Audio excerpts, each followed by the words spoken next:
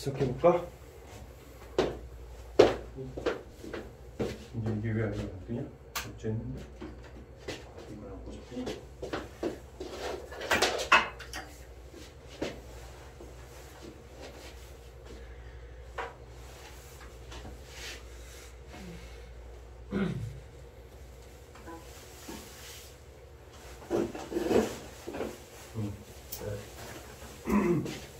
쓰겠지?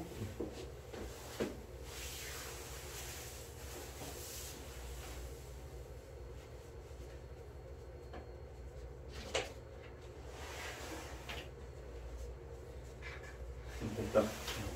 컬러로 보는 것도 나쁘지 않지 않냐? 흑백으로 보이는 게 아니야? 컬러로 보이는 게 아니야? 똑같은데. 똑같아? 알았어. 자, 보자. 오늘은 뭐 컬러로 해볼까? 자, 질병을 유발하는 병원체에는 세균, 진균, 바이러스 등이 있다. 생명체의 기본 구조에 속하는 세포막은 지질을 주성분으로 하는 이중층이다. 세균과 진균은 일반적으로 세포막 바깥 부분에 세포벽이 있고 바이러스의 표면에 세포막 대신 캡시드가 부른 단백질로 이루어져 있다라고 하는데, 일단은 첫 번째 단락을 읽으면서 내가 든 생각은, 솔직한 생각을 말해줄게. 이 글은 정리가 잘 안 돼 있어.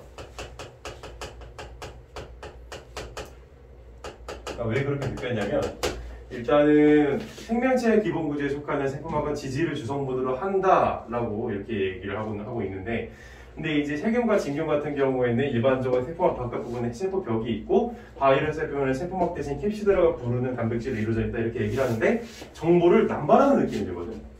네. 그러니까 우리가 어떤 글을 읽을 때, 지난 시간에 우리가 읽었었던 그 글이 뭐였지? 그게 이제 그거잖아. 미학, 그지?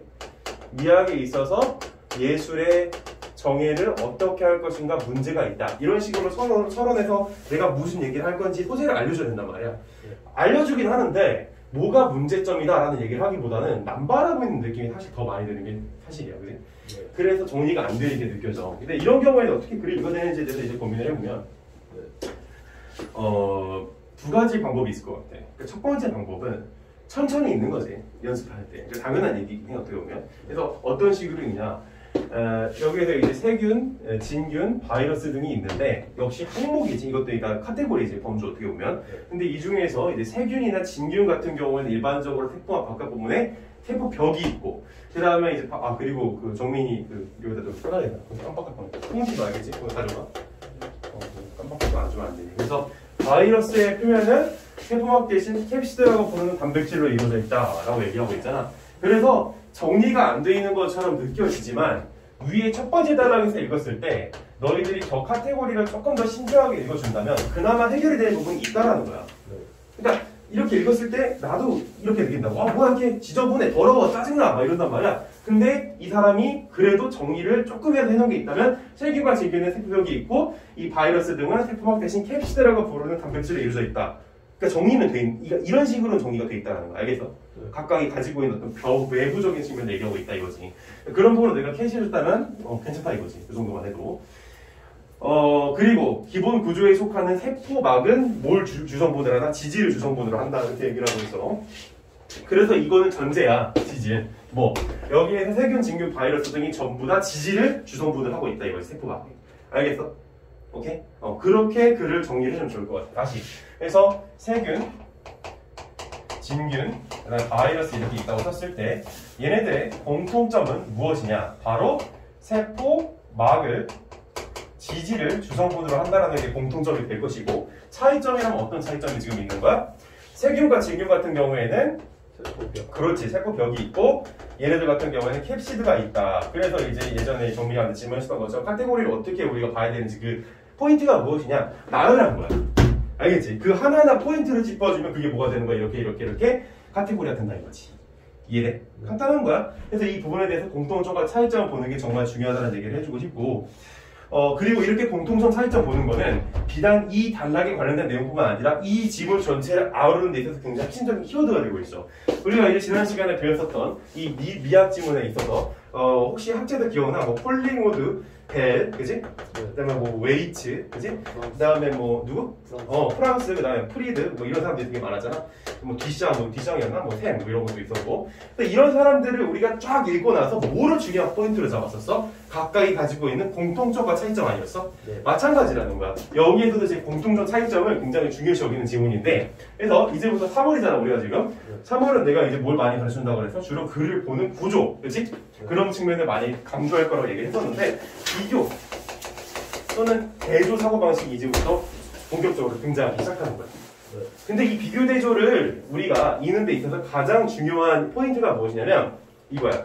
단락과 단락 사이의 관계를 보는 것이 굉장히 중요하다는 거지. 첫 번째 단락에서 이런 식으로 세균, 진균, 바이러스들이 걔네들이 이렇다라고 얘기를 지금 하는 걸 시작하고 있고, 그래서 각각이 가지고 있는 뭐 성질, 특질들을 얘기해주고 있어. 계속 읽어볼까?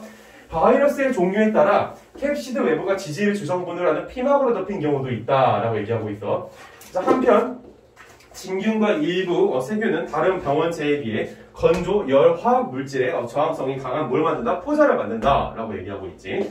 그래서 여기에서도 계속 카테고리를 분류하고 있다는 걸 캐치해주면 좋을 것 같은데, 바이러스 같은 경우에 종류에 따라서 이 캡시드 외부가 지질을 주성분으로 하는 피막으로 덮인 경우도 있다. 이거 솔직히 읽고 나서 바로 와닿는 사람은 거의 없다고 봐, 나는. 그냥 옆에다가 바이러스의 하나의 특질로서 지질을 주성분하는 피막을 가지고 있구나 하고 캐치하고 넘어가주면 된다 이건데, 근데 이게 워낙 정보가 많으니까 다 읽고 나서 기억나기는 쉽지 않단 말이야. 네. 그럼 이 가운데서 우리가 글을 어떻게 읽어줄 것인가? 옆에다 이렇게 표를 다 그려놓는 건 현실적으로 어려운 일이야, 시험 보다가. 네. 그렇기 때문에 이렇게까지 그리지 못할지언정 최소한의 표시를 해두는 건 중요한데, 표시를 할 때 있어서 테크니컬한 측면을 조금 얘기해주고 싶은 건 있어. 그러니까 이게 중요한 건 아니야. 이게 본질은 아니야. 하지만 필요하다 이거지. 어떤 식으로? 뭐 세균에 대해서는, 진균에 대해서는, 바이러스에 대해서는 이런 식으로 도형식의 도식이 가끔씩 필요한 경우들이 있어. 내가 주로 이용하는 기술 아닌 기술인데 사실 크게 효과가 없는 친구들도 있긴 한데 효과가 강한 친구들도 있어. 그래서 네모, 세균 이렇게 했을 때 지금 세균과 진균은 일반적으로 세포벽이 있다 해서 여기에서 이것이 얘네 둘이 다 공통점이니까 이런 식으로 이제 이어준다든지, 그치? 그 다음에 이제 바이러스의 표면은 세포막 대신 이제 여기 바이러스는 이제 동그라미지. 그래서 동그라미 쳐주고 이제 캡시드 동그라미 쳐주고, 그 다음에 이제 바이러스 또 나오니까 얘에다가 지질을 주성분하는 피막, 그래서 여기다 이렇게 밑줄을 쳐두고, 그 다음에 진균과 일부 세균 같은 경우에 진균은 세모, 그 다음에 세균 같은 경우는 네모잖아. 또 얘네들은 지금 강한 포자를 만든다. 그래서 이런 식으로 좀 연결해 놓는 게 그나마 우리가 하기에는 차선책이다라는 거야. 좀 지저분하긴 하지만 최소한 뭔가 놓치고 싶지 않다면 이 정도의 노력은 해주자 이거지. 알겠어? 한 번도 이런 얘기 한 적 없지. 근데 한 번 좀 이제 3월달이라 이제 이런 얘기들 앞으로 조금씩 하면서 계속 들어가 볼 거야. 자, 그러면 첫 번째 단락에서 마저 얘기해 준 거, 즉 얘는 정리가 돼 있었고, 그 다음에 진균과 세균 같은 경우에는 포자를 만든다까지 정리가 됐지만, 이 정도만 첫 번째 단락에 대한 카테고리가 정리가 된 거야. 완벽하지. 근데 여기에서 하고자 하는 얘기는 이렇게 하면 되겠지. 세균과 진균과 바이러스의 공통점과 차이점을 얘기하고 있구나. 이 정도로 끼쳐 넘어가면 될 것 같아. 알겠지? 자, 그 다음 넘어갈게. 두 번째 단락. 자, 생활 환경에서 병원체의 수를 억제하고 전염병을 예방하기 위한 목적으로 사용하는 방역용 화학 물질을 항미생물 화학제라 한다. 라고 이렇게 하고 있어. 지울게 일단.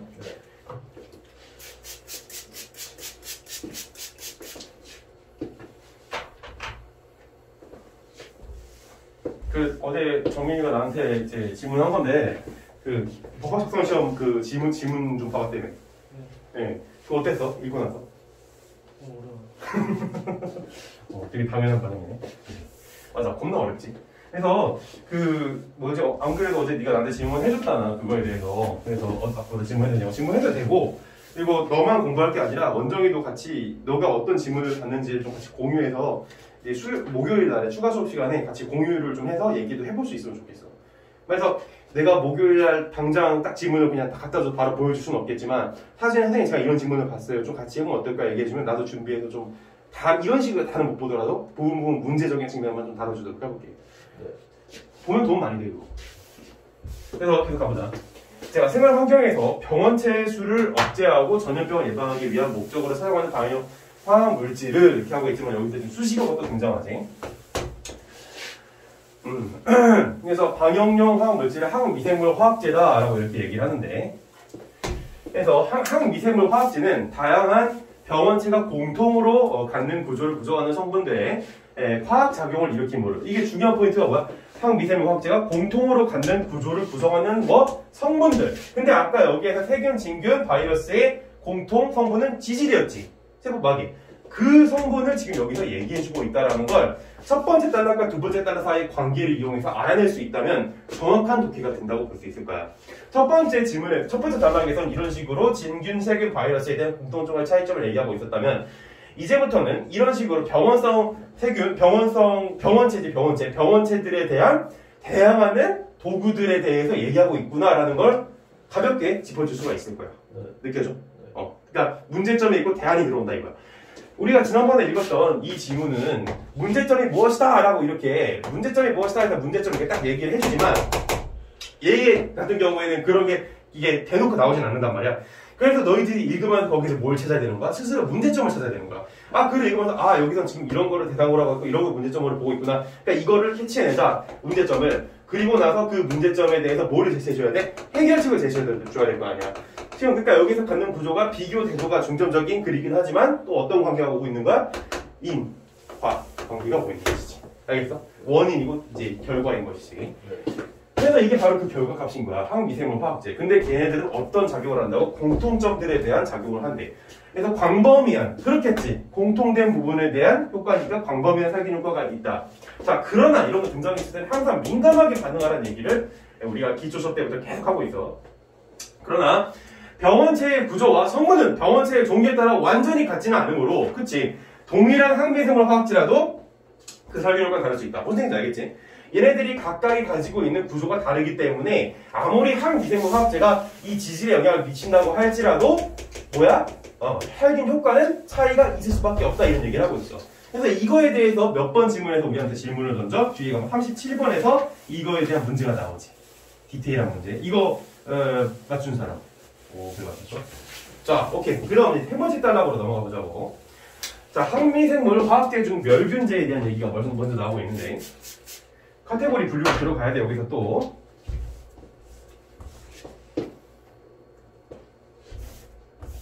오우씨 겁나 안 좋아요. 항미생물 화학제 중에서는 자 여기서 이제 너희들이 전제를 잘 까고 들어가야 돼. 항미생물 화학제 중인 거야. 그러니까 항미생물 화학제라는 게 병원체에 대한 대안으로서 하나, 그리고 멸균제가 두 번째 이런 게 아니고 얘네들이 지금 전부 다 뭐라는 거 안에 나오는 것들이 항미생물 화학제의 한 종류들이다 이거지. 느껴져? 이게 별거 아닌 것 같은데 이걸 은근히 캐치 못하고 넘어가는 케이스들이 되게 많기 때문에 이런 카테고리에 대한 생각을 항상 엄밀하게 가져가는 노력을 많이 하자 이거지. 자, 멸균제 첫 번째. 자, 멸균제는 포자를 포함한 모든 병원체를 파괴한다 라고 얘기하고 있어. 아까 그 포자라고 하는 얘기가 첫 번째 단락에 혹시 나왔었나 그게? 네. 강한 포자를 만든다 이렇게 얘기하고 있지. 누가? 세균 진균. 세균의 진균이 이제 포자를 만든다 이렇게 얘기를 하고 있어. 그래서 이 멸균제 같은 경우에는 이런 포자를 포함하고 있는 모든 병원체들, 그러니까 세균과 진균이겠지. 얘가 파괴한대. 그리고 감염 방지제 같은 경우에는 포자를 제외한 병원체를 사멸시키는 화합물로 병원 공공시설, 가정의 방역에 사용된다 이렇게 얘기하고 있고 지우고. 그러니까 여기서 너희들이 이 첫 번째 단락에 이거를 계속 넘어가면서 첫 번째 단락과 이 세 번째 단락의 좀 케미를 보면서 글을 읽어줄 필요가 있다는 거지. 그냥 읽으니까 있는 게 아니라 단락과 단락 간의 관계, 아까 내가 중요시 여긴 거지. 알겠어? 그래서 이거를 너희들이 캐치해내지 못했다면 이걸 제대로 읽은 게 아니라는 거야. 그래서 내가 아까 다시 조금 잠깐 읽어보라고 얘기했을 때도 내가 그냥 읽은 것과 이런 식으로 단락과 단락 사이의 관계를 보면서 읽은 거의 차이점을 한번 좀 느껴보라는 그런 취지였는데 사실 내가 단락과 단락 간의 관계 얘기 안 했었네. 자, 어쨌든 그래서 넘어갈게. 그래서 감염 방지제 멸균제 나왔는데 지금 포자에 적용이 되는 건 멸균제지, 그래? 알겠어? 포자 질문에서 갑자기? 그 모든 병원체를 파괴한다는 게 그냥 바이러스를 파괴하고 다 그냥 파괴한다는 거 아니에요? 포자를 포함한 모든 병원체를 파괴한다라고 얘기하고 있잖아. 그래서 여기서는 포자를 포함한 얘가 조건이지. 이거야. 알겠지? 포자를 포함해서 모든 병원체를 하는 그렇게 보면 안 되지. 왜 그러냐면 포자가 병원체 한 종류는 아니잖아. 느낌 와? 네. 그러니까 이런 게 국어 시험인 거야. 알겠지? 네. 얘가 만약에 하나의 병원체와 동등한 대상이라면 둘이 동등한 대상이기 때문에 얘 포함 얘 이렇게 되겠지만 그게 아닌 거지. 얘는 뭐야? 하나의 병원체의 그 뭐라 그래야 되냐? 얘네들을 구성하는 성분일 뿐인 거야. 알겠지? 네. 이해됐어? 그래서 얘는 수식어인 거야. 수식어. 그래서 모든 병원체를 다 파괴시켜버리는데 감염 방지제는 포자를 제외한 얘지 바이러스. 그래서 병원체를 사멸시키는 화합물로 가정의 방역 공공시설 이런 데 사용되고 여기다가는 멸균제 써놓고 여기서 감염 방지제를 좀 써놓을 필요가 있겠지. 자, 그 다음에 넘어가서 감염 방지제 중 그 중 또 카테고리제 이 중에서 독성이 약하대. 그러니까 독성이 약한 친구가 있고 독성이 강한 친구가 있겠지. 네. 그래서 약해 사람의 피부나 상처 소독에도 사용이 가능한 항미생물 화학제를 소독제라고 한대. 얘네들을. 그리고 얘네들은 사람에도 적용이 가능하다. 대신에 사람의 뭐 눈 이런 게 아니라 피부나 상처. 자, 그리고 사람의 세포막도 지질 성분으로 이루어져 있대. 자, 지질 성분 뭐야? 아까 얘네들이 다 가지고 있는 공통점이지. 네. 근데 이 지질이라고 하는 것이 병원체들에만 있는 공통점이 아니라 사람의 세포막에도 적용이 된다는 걸 여기서 짚고 넘어갈 필요가 있고, 사람의 세포막도 지질 성분으로 이루어져 있어 소독제라 하더라도 사람의 세포를 죽일 수 있으므로 눈이나 호흡기 등의 점막에 접촉하지 않도록 죽여야 된다. 그러니까 사람의 적용이 가능하긴 한데 피부나 상처에는 가능하지만 눈이나 점막 같은 부분에는 여기에서는 사용이 가능하면 안 된다라는 뭘 넣은 거야? 원칙과 예외적인 사고방식이 들어있다고 볼 수가 있을 것 같아. 알겠어? 네. 그러니까 원칙이라고 보기 좀 어려울 수도 있겠지만 아무튼 이그샘플이 있지만 그거에 대한 이제 예외가 있다라는 얘기를 하고 있기 때문에 지문에 대한 정보가 많아지고 있기 때문에 너희들이 글을 읽을 때 굉장히 어렵게 느껴졌을 거란 말이지. 네. 하지만 조금 나랑 있다 보니까 머릿속에 좀 들어오지 않아? 네. 어떻게? 카테고리별로 세균과 진균, 그 다음에 바이러스. 그래서 세균과 진균에 대한 거는 멸균제, 바이러스에 대한 건 감염 방지제, 감염 방지제 중 독성이 강하고 약하고 이런 식으로 카테고리가 계속 분류가 되고 있단 말이야. 그 느낌을 가져가면서 얘기한다는 거야. 왜? 단락과 단락 간의 관계가 중요한 질문이기 때문에. 그럼 어떻게 단락과 단락 간의 관계가 중요한 거야? 카테고리가 나오는 것들. 알겠지? 보통은 비문학에서 카테고리가 굉장히 많이 나오지. 자, 그래서 눈이나 호흡기 등의 점막에 접촉하지 않도록 주의해야 된다. 따라서가 나오지. 결론이 이러한 이유 때문이라는 거지. 항미생물 화학제는 병원체에 대한 최대의 방역 효과와 인체 및 환경에 대한 최고의 안전성을 확보할 수 있도록 종류별 사용법을 지켜야 된다. 그렇겠지? 이런 놈들. 종류에 따른 사용법. 혹시 정민은 시험 정리? 네. 얘기를 하지 그랬어. 그냥 시험지 갖다 줄게. 기다려. 그래서 계속 가보자. 정민 여기까지는 지금 잘 따라왔어? 괜찮아? 시험지가 없었어가지고 없으면 미리 얘기해줘. 뽑아주면 되니까 내가 깜빡깜빡 안 가줄 수 있잖아. 자, 그래서 여기까지 지금 했고 내가 흐름이 끊겨가지고 당황스러워서 너 때문이라고요. 따라서 항미생물 화학제는 병원체에 대한 최대의 방역과 종류별 방법을 지켜야 된다. 네. 알겠지? 그 다음 따라 넘어가자고. 그래서 일단은 구조를 봐야 돼. 글을 봤을 때 문제점이 있었고 해결점 나왔지. 그리고 그 해결점에서 어떠한 측면을 중요시 여겨야 되는지를 포인트를 짚어줬어. 네. 사실 이 텍스트 자체는 어려움은 없지만 이거를 뒤에서 어떻게 문제화 시켜버리는 거지. 그래서 이런 얘기들을 많이 해. 국어 강사들이 실제로. 그러니까 선생님 국어 강사들 좀 많이 들어봐서 그러니까 어떤 얘기들을 많이 하냐면 지문에 그러니까 한 단락의 첫 번째 부분 끝 부분을 되게 중요시 여기라는 말을 많이 하는데 근데 이거는 그냥 원론적인 이야기라고 생각하면 될 것 같아. 항상 그렇진 않아. 알겠지? 항상 그렇진 않고 원론적인 이야기야. 근데 사실 여기를 잘 못 읽었다고 해서 문제를 못 풀까? 그건 아니야. 왜? 이미 여기서 카테고리별로 분류가 돼버렸기 때문에 문제를 풀는 데 있어서는 어려움은 없다 이거지. 다만 여기에서 조금 더 도움을 얻을 수 있다 이거야. 종류별 사용법을 지켜야 되니까 이 각각의 종류에 대한 그러니까 어떤 상황에서 어떠한 이제 그 치료제를 써야 되는지에 대한 문제가 나올 수도 있겠구나라는 생각을 가져보자 이거지. 알겠어? 오케이. 자, 그 다음 하나 넘어가서 꽤 길지.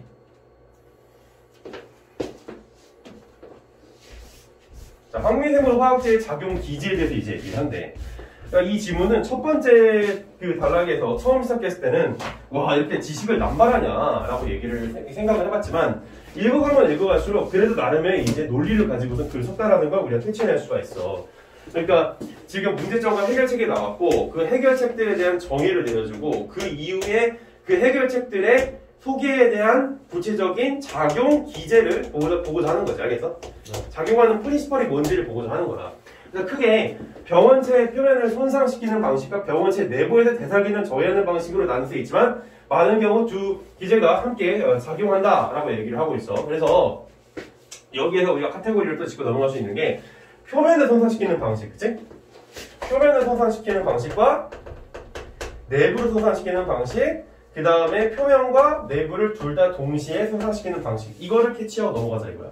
각각의 지금 얘네들 뭐라고 얘네들을 얘기해야 되냐 그 항미생물 화학제들이지 이 각각의 항미생물 화학제 앞으로 그냥 화학제라고 할게 화학제들이 어떤 식으로 작용을 하는지를 보자는 거야. 네. 그래서 고농도 에탄올 등의 알코올 화합물은 세포막의 기본 성분인 지질을 아까 지질 많이 얘기했었지. 네. 그래서 인간의 피부, 그러니까 인간의 이런 어떤 피부나 상처 같은 거, 이런 어떤 그런 어떤 그 지질을 용해시키고 단백질을 변성시키며 병원성 세균에는 세균에는 세포벽을 약화시킨다라고 얘기하고 있어. 그래서 이 고농도 에탄올 등의 알코올 화합물이 지금 첫 번째로 작용 기제의 어떤 그 특징으로 지금 나오고 있는데, 여기 써보면, 에탄올 등의 이제 알코올 화합물. 우리가 이제 평소에 쓰는 거지. 맨날 요즘에 코로나 때문에 손을 소독하잖아? 그거 얘기하는 거야. 그래서 얘 같은 경우에는 지질을 용해시켜 단백질을 변성시켜 병원성 세균의 세포벽을 약화시킨다. 또한 알코올 화합물은 지질 피막이 없는 바이러스보다 지질 피막 이걸 얘기하는 거야. 그래서 지질 피막이 없는 바이러스보다 지질 피막이 있는 그지? 보다라는 표현 중요하지. 왜? 대조구조인 거잖아. 사실상 비교기도 하지만 대조구조잖아. 뭐는 이렇고 뭐는 이렇다. 반대되는 거잖아. 지질 피막이 있는 병원성 바이러스에서 방역 효과가 굉장히 크다라고 얘기를 하고 있어. 알겠지? 네. 그래서 여기에서 지질 피막이 있는 것과 없는 것이 있다 그러는데 동그라미인 거, 즉 여기에 알코올 화합물이 더 강하게 작용을 한다 이거지. 네. 지질 피막 같은 경우에는 병원성 바이러스가 사람을 감염시키는 과정에서 중요한 역할을 하기 때문에 지질을 손상시키는 기능을 가진 항미생물 화학제만으로도 병원성 바이러스에 대한 방역 효과가 있다라고 얘기하고 있어. 말이 되게 어렵지, 그지? 그래서 지질 피막이라고 하는 것은 사람을 감염시키는 과정에서 굉장히 중요한 역할을 하는데, 근데 이런 그 지질 자체를 손상시키는 그런 어떤 역할을 하는 알코올 같은 경우에는 지질 피막 자체를 망가뜨릴 거 아니야. 그렇기 때문에 바이러스의 감염을 차단시키는 역할을 한다 이거지. 알겠어? 이해돼? 그게 바로 얘가 작용하는 기제다 이거야. 그래서 지질 피막 자체를 망가뜨린다라는 중요한 역할을 하고 있는 걸 확인할 수가 있고, 그렇다면 얘 같은 경우에는 표면 내부 또 표면 내부 동시 중에서 뭐에 가깝다고 볼 수가 있을 것 같아? 당연하게도 표면이지, 그지? 그러니까 이런 카테고리를 계속 생각하면서 읽어야 된다는 거야. 아무렇게나 글이 있는 게 아니라 나름대로의 글을 쓰는 논리가 있기 때문에 그 논리를 따라가자 이거지. 그러한 부분을 파악할 수 있는 건 어떻게 파악할 수가 있는가? 일단 카테고리 분류, 그리고 그 각각의 카테고리들이 가지고 있는 구체적인 특징들을 따라가는 것이 우리가 가져가야 되는 지점이고, 또 여기에서 공통점과 차이점, 비교하는 그런 사고방식을 계속 가져가고 있는데, 방금 전에 읽었던 이 텍스트에서 나오고 있는 사고방식은 뭐였어? 일단 대조 비교야. 지질 피막이 있는 것과 없는 것. 근데 없는 데에는 알코올이 효과가 있어? 없어? 없겠지. 왜? 알코올이 하는 효과는 뭐라고? 그 지질 피막을 통해서 바이러스가 사람을 감염시키는 거를 뭐 하는 거야? 지질 피막이 더 도와주는 거지. 근데 알코올은 뭐 하고 있는 거야? 그거 자체를 제거해버리는 거잖아. 그러면 당연히 지질 피막이 있는 놈에 알코올이 더 유리할 수밖에 없겠지. 이해됐어? 여기까지. 안 되면 질문을 해, 또. 그리고 이제 방역 효과가 있다 이렇게 얘기를 했고, 또 까먹을까봐 여기다 써야 될 것 같은데, 쉬는 시간에 내가 질문지를 줄 테니까 질문을 써줘. 그래서 지질 피막의 유무와 관계없이 다양한 바이러스의 감염 예방을 위해서는 유무와 관계없이라는 거야. 자, 여기도 어떤 사고방식이 등장하고 있는 거야? 기존에는 지질 피막이 있느냐 없느냐에 따라서 이 화합물이 효과를 가지느냐 못 가지느냐가 나뉘었잖아. 그지? 네. 이제는 그렇게 효과가 나뉘는 것 자체를 어떻게 하겠다는 걸 사전에 차단해버리겠다는 거지. 그래서 관계없이라는 얘기를 하는 거고, 여기서 뭘 느껴야 돼? 어떤 사고방식? 여기가 문제점이 해결책인 거야. 또 인과관계가 드러나고 있는 것이지. 느껴져? 그렇다는 거야. 그래서 관계없이 다양한 바이러스의 감염 예방을 위해서는 하이포염소산 소듐, 말도 겁나 어려워. 소듐이라고 하자. 소듐 등의 산화제가 널리 사용된대. 그래서 병원성 바이러스의 방역에 사용되는 산화제는 내리자 좀. 바이러스의 공통적인 표면 구조를 이루는 캡시드를 손상시키는 기능이 있어 바이러스를 파괴하는 바이러스의 감염력을 잃게 한다 그랬는데, 아까 캡시드는 누구의 특성이어서 바이러스였지? 네. 근데 이게 첫 번째 단락에서 나온 게 또 여기 지금 몇 번째 단락이야? 네 번째 단락이가 여기 또 나오는 거야. 알겠어? 네. 그래서 다시 한번 읽어보면 산화제가 널리 사용되는데 병원성 바이러스 방역에 사용되는 산화제는 바이러스의 공통적 표면 구조를 이루는 캡시드를 손상시킨다. 그러니까 캡시드라고 하면 앞으로 뭘로 이해하면 돼? 바이러스지. 그래서 바이러스를 파괴한 바이러스의 감염력을 잃게 한다라고 하는 거야. 그래서 얘가 가지고 있는 건 캡시드에 대해서 역할을 하고 있는 거기 때문에 지질 피막이 있는지 없는지 유무하고 상관이 없다라는 거야. 이 얘기는 직접적으로 안 했어. 지질 피막의 유무와 관계없이 하기 위해서 이 얘기를 한 건 있는데, 캡시드에 영향을 주기 때문에 얘한테는 영향이 없다 이런 얘기를 직접적으로 하지 않았다고. 그러니까 너희들은 읽으면서 앞부분에서 지질 피막의 유무와 관계없이라는 얘기를 했기 때문에 뒤에서 캡시트라는 얘기를 할 때 얘가 얘를 대체하고 있구나 라는 생각을 가져가야 된다 이거지. 네. 그러면 여기서 뭘 알 수가 있는 거야 또?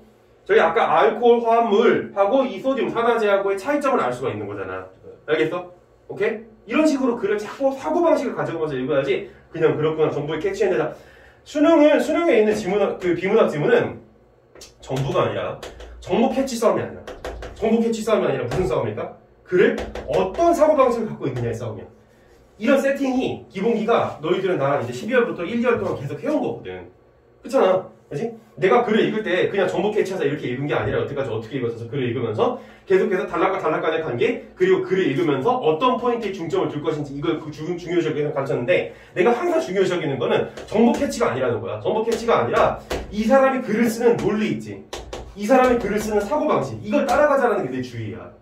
여기에서 뭘 캐치해낼 수가 있는 거야? 전체적인 내용의 캐치가 가능해지는 거란 말이야.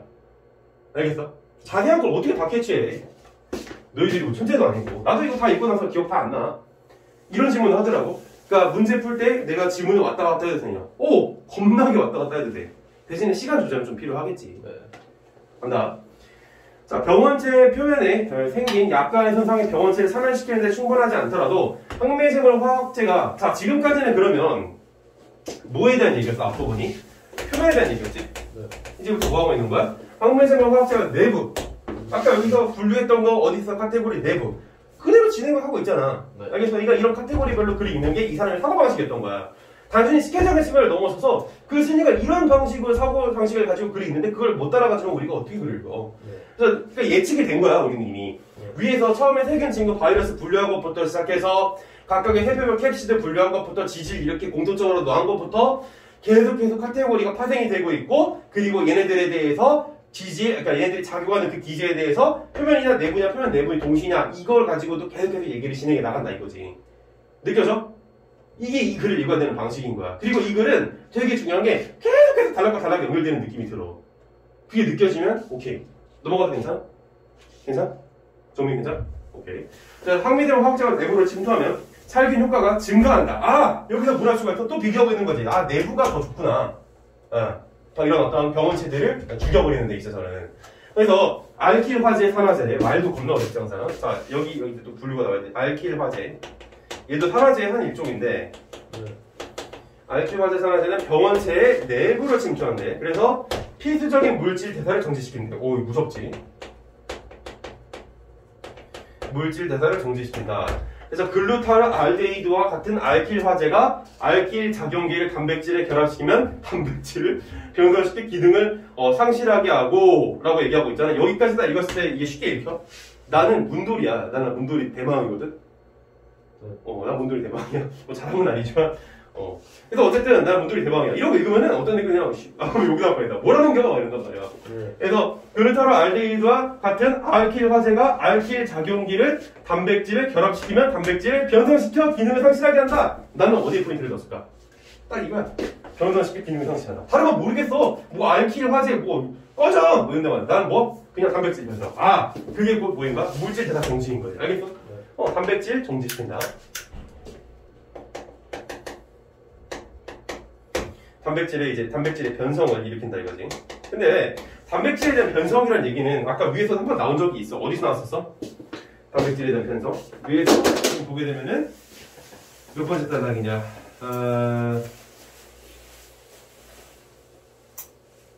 단락이 갑자기 또 기억이 안 나냐? 한 번 있었는데 이 세 번째 단락이었나?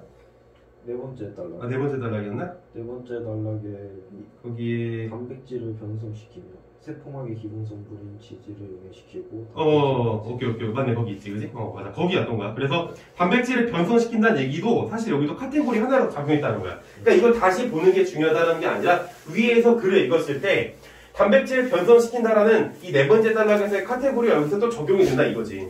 알겠어? 그러니까 계속 단락과 단락 간의 관계를 가지고 글을 읽으라는 굉장히 중요한 인포메이션 우리한테 지금 전달해주고 있기 때문에. 그리고 이게 작년 9월이잖아. 수능을 빼고 나면 가장 최근에 모의고사란 말이야.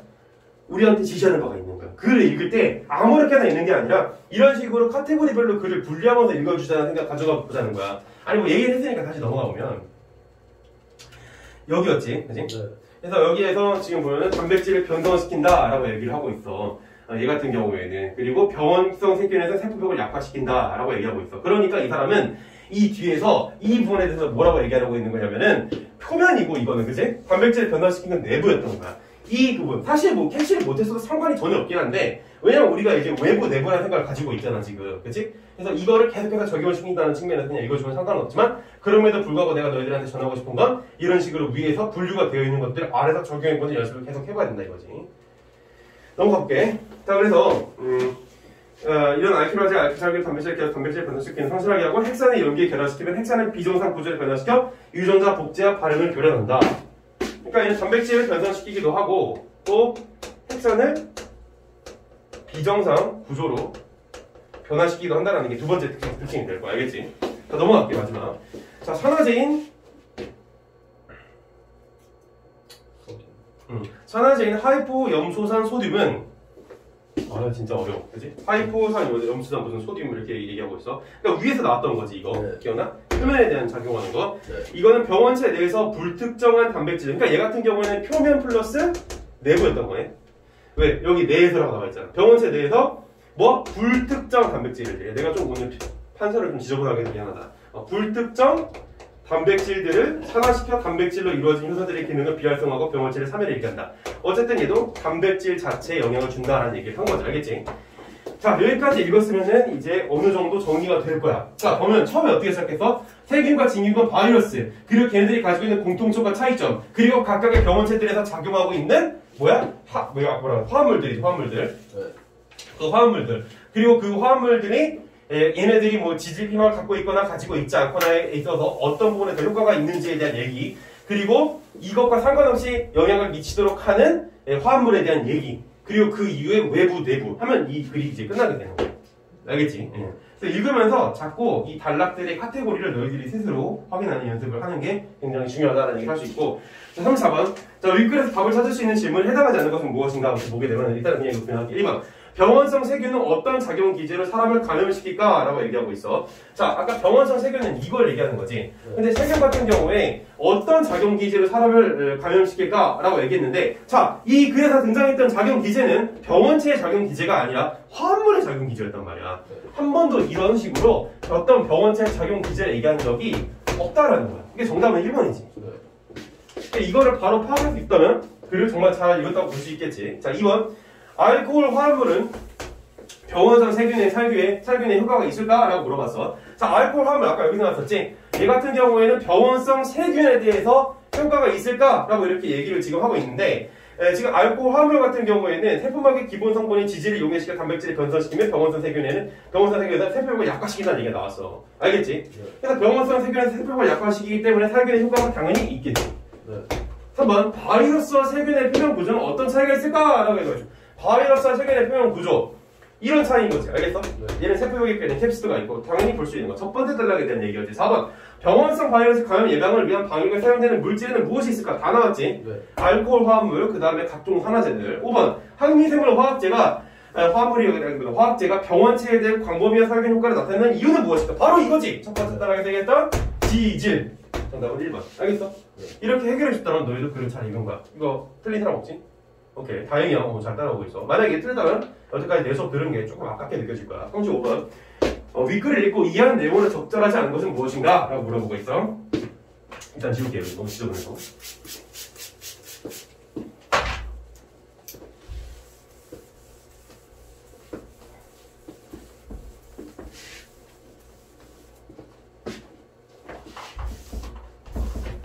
윗글을 읽고 이해한 내용으로 적절하지 않은 것은 무엇인가? 1번. 고농도 에탄올은 지질 피막에 있는 바이러스 방역 효과가 있다. 맞는 얘기지? 네. 아까 전에 여기 기억나? 지질 피막이 있는지 없는지 유무에 따라 다른다. 그래서 뭐가 나온 거야? 이걸 대안으로 이게 나온 거야. 소듐. 자, 2번. 하이포염소산 소듐은 얘 얘기하는 거지, 얘. 병원체 내부가 아니라 표면의 단백질을 손상시킨다라 얘기를 했는데, 얘는 내부와 표면을 다 아우르는 거야. 그러니까 정답은 2번이지. 틀렸지? 그러니까 카테고리에 대한 얘기를 이렇게 물어보잖아, 계속해서. 3번. 진균의 포자는 진균 얘지. 진균 같은 경우 진균 세균은 다 세포에게 포자가 있다고 그랬는데 바이러스에 비해서 화학물질에 대한 저항성이 더 강하다라고 얘기했어. 이거 첫 번째 단락 끝부분에 보면 건조, 열, 화학물질에 대한 저항성이 강한 포자를 만나 얘기 나오지. 네. 그리고 아까 전에 얘기가 나오니까 정답이다 이거 말고 뭐라 그랬어? 우리가 이제 메타적으로 볼 수 있는 거 뭐야? 이 단락에서 첫 번째가 끝부분 중요하다는 얘기를 했었잖아. 나오잖아 지금. 알겠어? 네. 그리고 수능을 볼 때 제일 중요한 단락은 몇 번째 단락일까? 항상 변함이 없어. 첫 번째 단락이야. 아닌 지문도 가끔씩 있겠지. 하지만 대체적으로 다 첫 번째 단락이야. 알겠어? 포인트를 놓치지 마. 당연히 무슨 얘기고. 4번 알킬 화재. 알킬 화재는 아까 전에 내부 이거 기억나? 내부지 내부. 이제 병원체 내 핵산의 염기 알킬 자극기를 결합시켜 유전자 발현을 방해한다. 그게 맞는 얘기야. 끝. 왜? 내부 그거면 되는 거야. 여기에서 얘가 뭐 알킬 작용이 결합시킨지 뭔지 막 이걸 따지고 자는 게 아니야. 내부를 보고 자는 거지. 포인트를 잡아야 돼. 알겠어?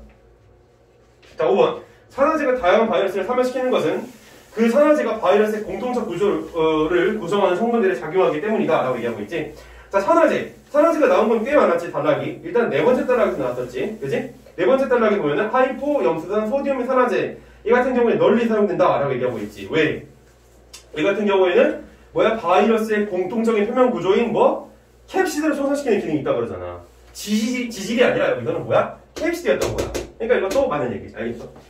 이렇게 글을 읽어줘야 된다고. 그러니까 바이러스에 대해서 우리가 이미 캡시드라고 분류를 해놨고 카테고리를 놔줬기 때문에 그거에 따라서 이제 여기다 이제 체크를 바로 할 수가 있는 거야. 지질로 같다고 보면 잘못 보고 있는 거지. 자, 36번. 기억에서 디귿에 대한 설명으로 적절한 것이 무엇인가 이렇게 묻고 있는데. 자, 일단 기억 같은 경우에는 멸균제, 2번 감염방지제, 니은 감염방지제, 그 다음 디귿은 소독제 이렇게 나오고 있지. 네. 그래서 아까 감염방지제, 멸균제 이것들이 어디에 적용되는지 보면은 멸균제는 세균과 진균, 그 다음에 감염방지제 같은 경우는 바이러스, 그 다음에 마지막에 나오고 있는 소독제 같은 경우에는 어디에 이제 적용이 되고 있는 거야? 사람이지, 사람의 표면. 그래서 그 소독제들과 관련된 얘기들이 이제 아래서 좀 더 나왔었고, 그래서 36번 이제 보게 되면 지우고.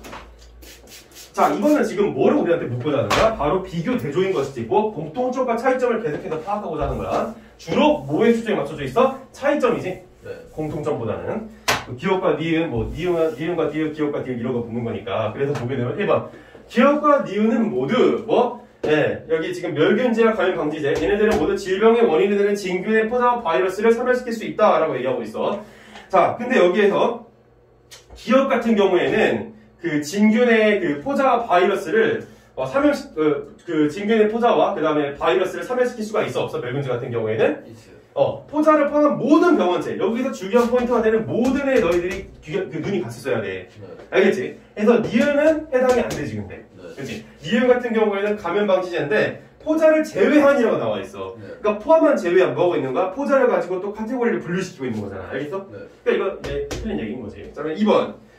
기억과 디귿은 모두란 표현이 중요하겠지? 생활 환경의 방역뿐 아니라 사람의 상처 소독에 적용 가능하다고 얘기를 하고 있는데 일단 그 기억 같은 경우에 멸균제 같은 경우에는 모든 병원체를 지금 파괴한다라고 이렇게 얘기를 했었어. 근데 그러한 이제 멸균제 중에서 그 멸균제 같은 경우에는 지금 사람한테 적용할 수 있다 이런 얘기가 나오지 않지. 네. 그 얘기는 뭐야? 사람한테 적용이 불가능하다는 얘기야. 네. 그냥 그렇게 읽어주면 돼. 그러니까 이거는 기억이 아닌 거니까 틀린 거지. 3번.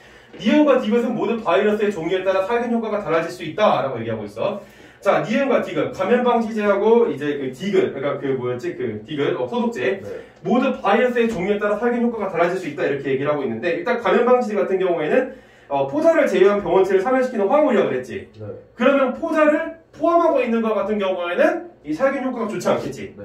알겠지? 그 다음에 디귿 같은 경우에는 어때? 소독제 같은 경우에도 이 뒤에서 이제 뭐라고 얘기를 했냐면 그 사람에게 이제 적용하는 데 있어서 그 사람의 세포를 죽일 수도 있고 아닌 것도 있잖아. 네. 그거에 따라서 살균 효과가 좀 다르잖아. 적용할 수 있는 부위도 다르고. 그러니까 이건 맞는 얘기지. 알겠죠?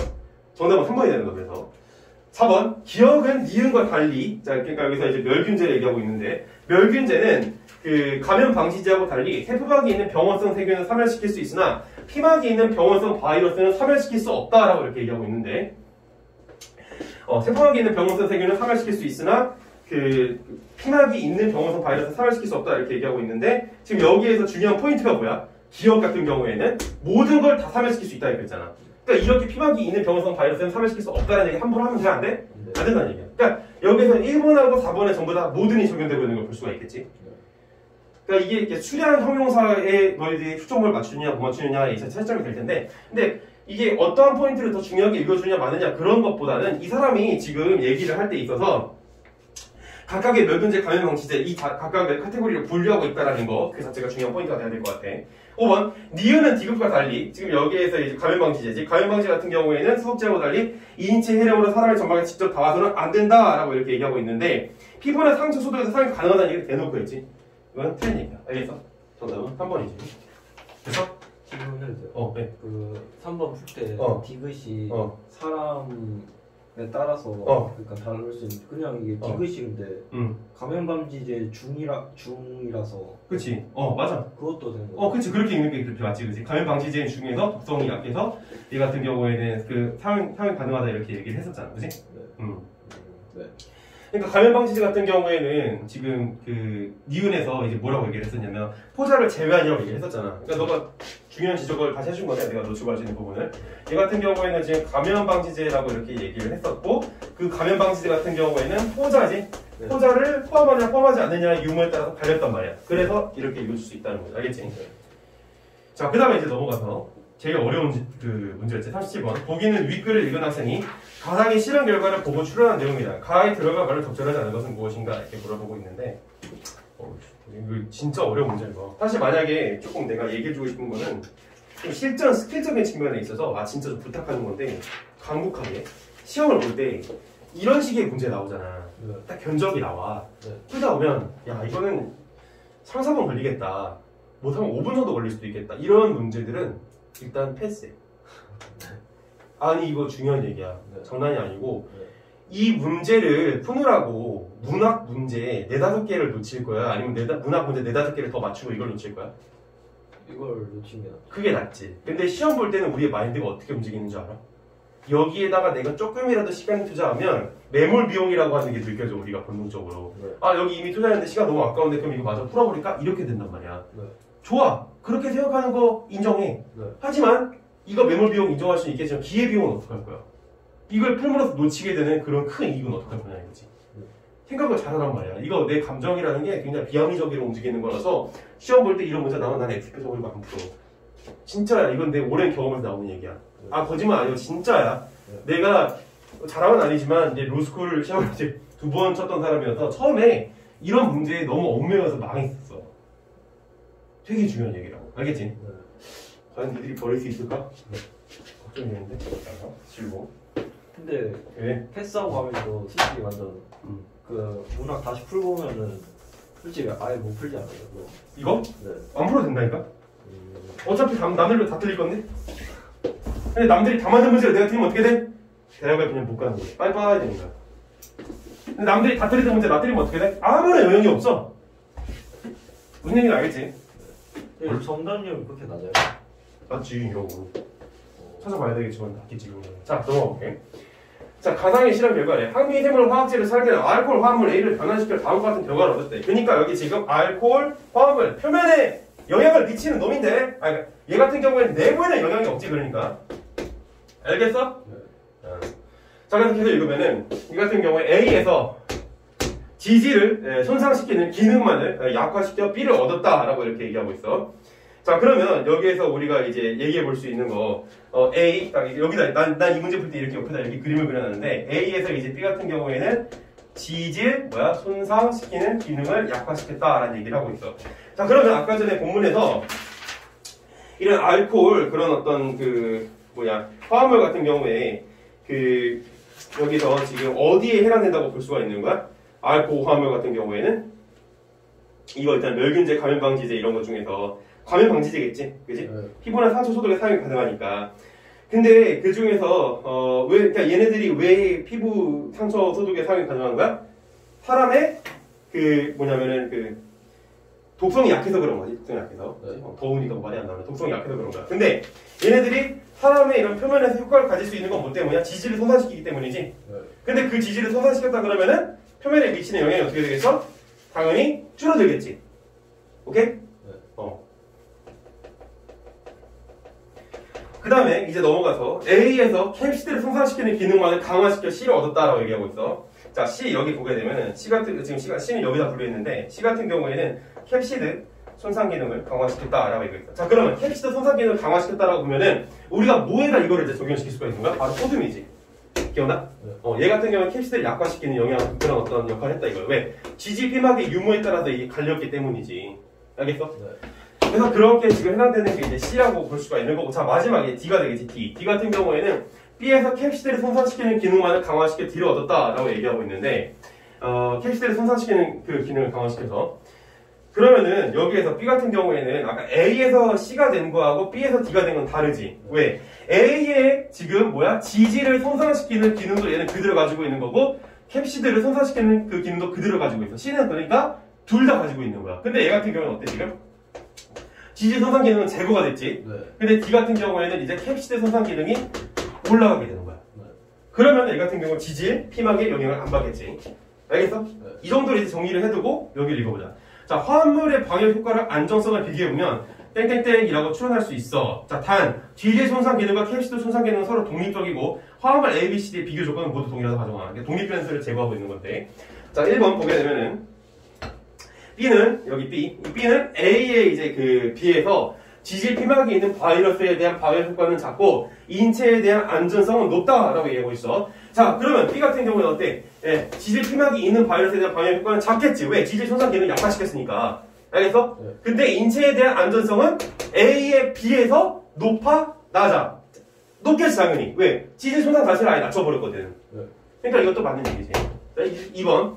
자, C 같은 경우에는 캡시드를 손상시키는 걸 강화시킨 놈인데 A에 비해서 지질 피막이 없는 바이러스에 대한 방역 효과는 크겠지.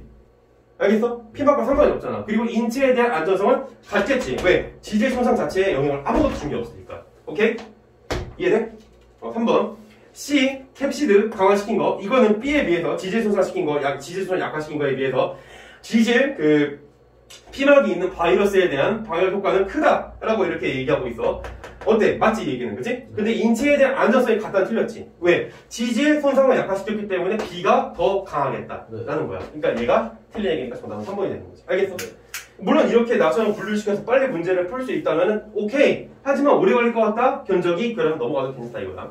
4번. D. 캡시드 강화시킨 거. 지질 손상까지 약화시키고. 자, 이거는 A에 비해서 지질 피막이 없는 바이러스에 대한 방역 효과는 크겠지. 그치? 왜냐면은 지질 손상 기능을 약화시켰잖아. 그리고 캡시드를 강화시켰잖아. 그러니까 캡시드를 강화시킨 것 때문에 당연히 크겠지. 인체에 대한 안전성은 높겠지. 왜? 지질 손상을 약화시켰기 때문에. 알겠지? 여기서 너희들이 이제 포인트를 얻어낼 수가 있는 거야. 아! 캡시드를 강화시키면 지질 피막의 유무와 상관없이 다 적용이 가능한 것이고 지질 손상을 약화시키면 인체에 대한 인체에 대한 그 위해가 약해지는구나. 이렇게 읽을 수 있는 거야. 알겠지? 네. 괜찮니?